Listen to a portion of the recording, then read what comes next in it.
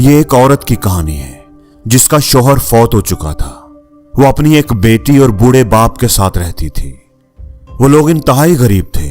غربت کا یہ عالم تھا کہ گھر میں کسی دن پکانے کو کچھ ہوتا تھا اور کسی دن فاقہ کرنا پڑتا تھا۔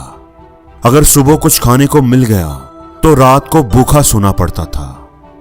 وہ چھوٹی سی فیملی اس حال میں بھی صبر کے ساتھ اللہ کا شکر ادا کرتے ہوئے زندگی کی گاڑی کو چلا رہی تھی۔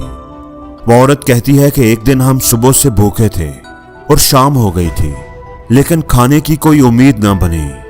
بھوک کی وجہ سے تو ہم پریشان تھے ہی، لیکن ساتھ یہ بھی ہوا کہ شام کو بیٹی کو بخار ہو گیا۔ کچھ ہی گھنٹوں کے بعد بخار میں تیزی آ گئی۔ گھر میں تو کھانے کو بھی کچھ نہیں تھا۔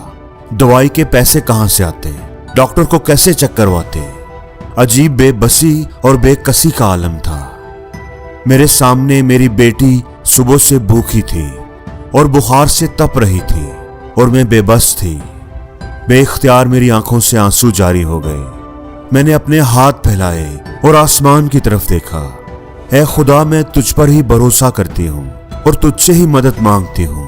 بے شک اس مشکل میں، آزمائش کی اس گھڑی میں تو ہی ہمارے لیے کوئی وسیلہ بنا سکتا ہے، تو ہی ہماری مدد کر سکتا ہے۔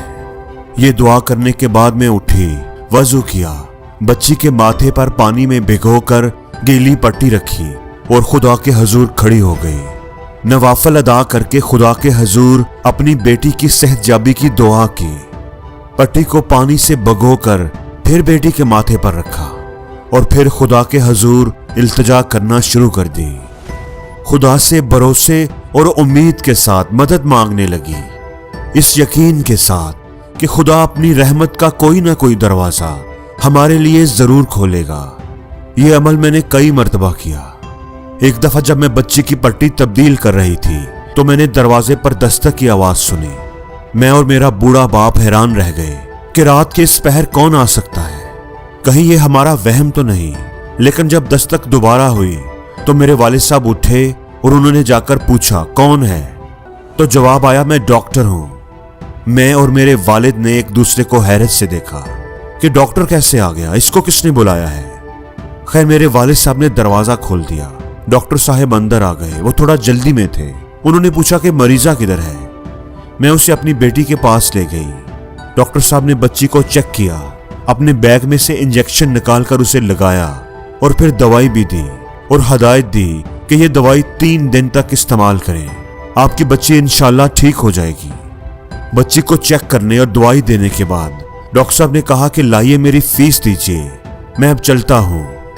میں نے آہستگی سے جواب دیا کہ ڈاکٹر صاحب ہم تو انتہائی غریب ہیں، آپ کی فیس دینے کے لیے تو ہمارے پاس پیسے نہیں ہیں۔ یہ بات سن کر ڈاکٹر صاحب حیران ہو گئے۔ اگر فیس دینے کے پیسے نہیں تھے تو رات کے اس پہر مجھے بلایا کیوں تھا؟ آپ نے کیوں مجھے خام خواہ بے آرام کیا ہے؟ میں نے پھر آہستگی سے جواب دیا، ڈاکٹر صاحب ہم نے تو آپ کو نہیں بلایا تھا، آپ تو خود ہی آئے ہیں۔ ڈاکٹر صاحب آپ تھوڑا غصے میں آ گئے۔ اب آپ مجھ سے جھوٹ بول رہی ہیں، آپ کے فون کرنے پر ہی تو میں یہاں آیا ہوں، ورنہ مجھے کیسے پتا چلنا تھا کہ یہاں کوئی مریضہ ہے؟ میری آنکھوں میں آنسو آ گئے۔ ڈاکٹر صاحب ہم تو بہت ہی غریب ہیں، ہمارے گھر میں تو فون ہے ہی نہیں، آپ لگتا ہے غلطی سے ہمارے گھر آ گئے ہیں۔ اب ڈاکٹر صاحب تھوڑا سوچ میں پڑ گئے، کیا یہ فلاں شخص کا گھر نہیں ہے؟ نہیں ڈاکٹر صاحب، فلاں شخص تو ہمارا ہمسایہ ہے، ساتھ والا گھر ہے اس کا۔ یہ سن کر ڈاکٹر صاحب خاموش ہو گئے، اپنا سامان اٹھایا اور باہر چلے گئے۔ ابھی تھوڑی دیر ہی گزری تھی کہ دروازے پر پھر دستک ہوئی۔ پوچھا کون، تو وہی ڈاکٹر صاحب تھے۔ ڈاکٹر صاحب اندر آ گئے، بیٹی کا بخار چیک کیا اور پوچھا میں حیران ہوں کہ میں آپ کے گھر کیسے آ گیا، ایسی غلطی تو میں نے پہلے کبھی نہیں کی، ضرور کوئی بات ہے، آپ مجھے سچ بتائیں کہ آپ نے کیا کیا تھا۔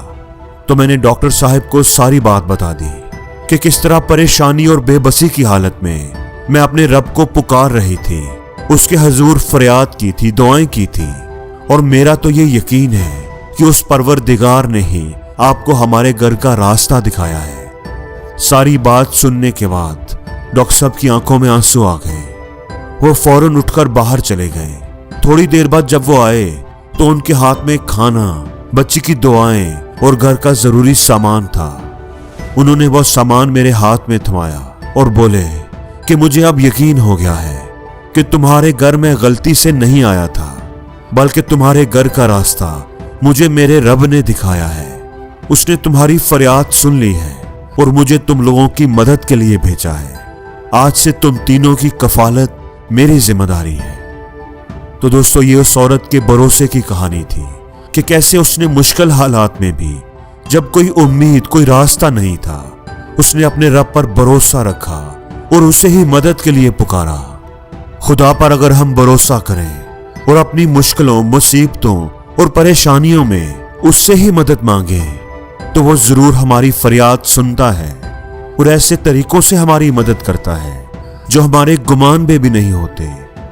اور بے شک مسلمانوں کو تو بس خدا پر ہی بھروسہ کرنا چاہیے۔